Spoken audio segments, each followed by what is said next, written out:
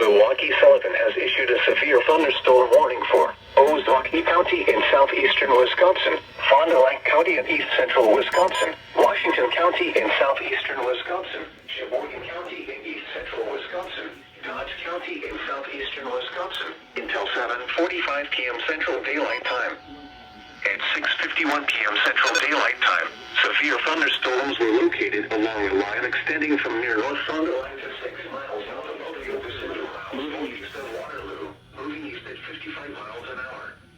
Hazard, 70 miles an hour with gusts. Source, radar indicated. Impact, expects considerable tree damage. Damage is likely to mobile homes, roofs, and outbuildings.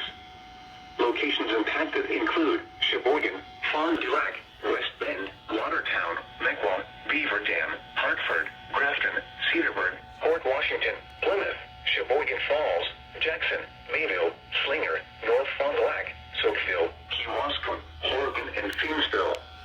People attending Aaron Hills Golf Course and Lens Field House should seek safe shelter immediately. This is a dangerous situation.